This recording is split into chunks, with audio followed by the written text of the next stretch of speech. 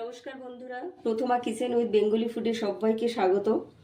আর এখনও কিন্তু ঠান্ডা রেট যায়নি, আর ঠান্ডা মানেই যে কোনো পকোড়া অর্থাৎ তেলে ভাজা খেতে খুবই ভালো লাগে। তো আমি আজকে করব চিকেন ভেজ পকোড়া। আর বাচ্চাদের বড়দের সাথে সাথে বাচ্চারাও কিন্তু এই পকোড়া খেতে খুবই ভালোবাসে, কিন্তু বাচ্চারা কোনো সবজি খেতে চায় না। তো সেই কারণে আমি চেষ্টা করছি আজকে বিভিন্ন রকম সবজি দিয়ে এই পকোড়াটা করার। তো এখানে চিকেন রয়েছে, চিকেনটা তো আমি বাজার থেকে যতটা পেরেছি কিমা করে নিয়ে এসেছি। 500 গ্রাম চিকেন রয়েছে এখানে, বনলেস চিকেন। এটাকে একেবারে মিহি করে কিমা করে নিয়ে এসেছি আর ধুয়ে রেখেছি ভালো করে জল ঝরিয়ে। আর এই চিকেন ভেজ পকোড়া করার জন্য আর যা যা উপকরণ লাগবে, এখানে রয়েছে বেসন রয়েছে 2 কাপ, আর 1 কাপ ময়দা রয়েছে, আছে কিছুটা কর্নফ্লাওয়ার।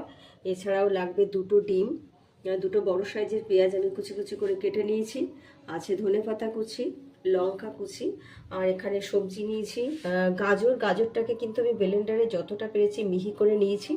আর রয়েছে বিনসটাকেও কুচি কুচি করে কেটে নিয়েছি। এছাড়াও রয়েছে ধনিয়া পাউডার, জিরের গুঁড়ো, আর 1/4 চামচ গোলমরিচের গুঁড়ো, আর নিয়েছি আমি বিস্কুটের গুঁড়ো বা টোচের গুঁড়ো। এছাড়াও লাগবে লবণ, কিছুটা চিনি। আর এই পুরো পকোড়াটাই আমি সাদা তেলে ভাজবো, তার জন্য সাদা তেল নিয়েছি। এছাড়াও রয়েছে সস, টমেটো সস, ছোয়া সস, আর রয়েছে রেড চিলি সস। তো আমি একটা বড় সাইজের কাঁচের বাটি নিয়ে নিয়েছি, আর চিকেনটাও আমি কাঁচের পাত্রে নিয়ে এখন যা যা উপকরণ দেখিয়েছি সব কিছুই পরিমাণ মতো দিয়ে মেখে নেব। তো প্রথমেই আমি দিয়েছি 2টো ডিম, আর এক এক করে সমস্ত উপকরণই আমি দিয়ে দেব। গাজর কুচি,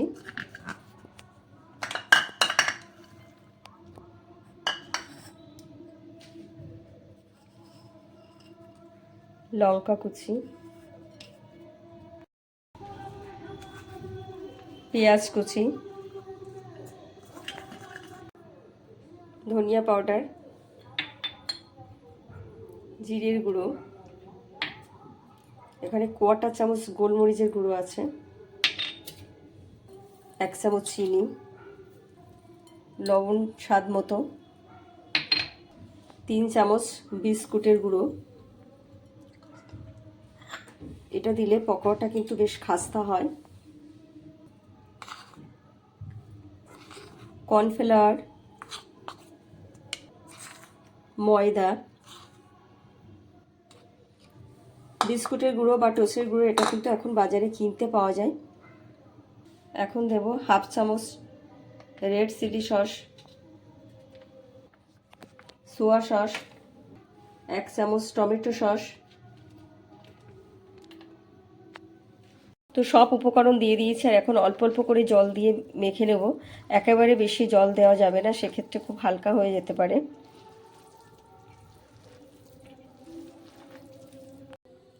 তো প্রথমেই কিন্তু সমস্ত উপকরণ দেওয়ার পরে হাত দিয়ে আগে মেখে নিতে হবে, আগে জল দেওয়া যাবে না। যদি মনে হয় যে জলটা দিতে হবে, সেক্ষেত্রে অল্প করে জল দিয়ে নিতে হবে।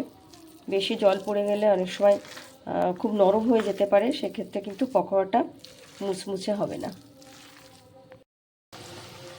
তো কড়াইতে আবার তেলটা গরমও হয়ে গেছে, আর এখন পকোড়ার আকারে ছোট ছোট করে দিয়ে ভালো করে উল্টে পাল্টে ভেজে নিতে হবে লাল লাল করে।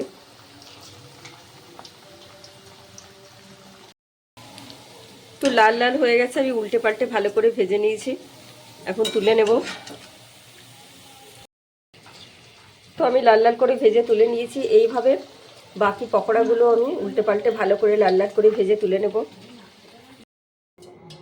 তো আমার সমস্ত চিকেন ভেজ পকোড়া রেডি। প্রতিটা স্টেপ দেখো আর এইভাবে ট্রাই করো, নিশ্চয়ই ভালো লাগবে।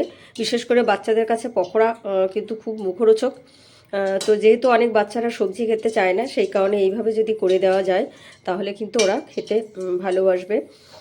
তো অবশ্যই ভালো লাগবে, আর ভালো লাগলে আমার চ্যানেলটিকে সাবস্ক্রাইব করো আর আমার পাশে থেকো। আর আমার সমস্ত ভিডিওর আপডেট আগে পেতে পাশে থাকা বেল আইকনটি প্রেস করো। আর সবাই খুব ভালো থেকো, সুস্থ থেকো।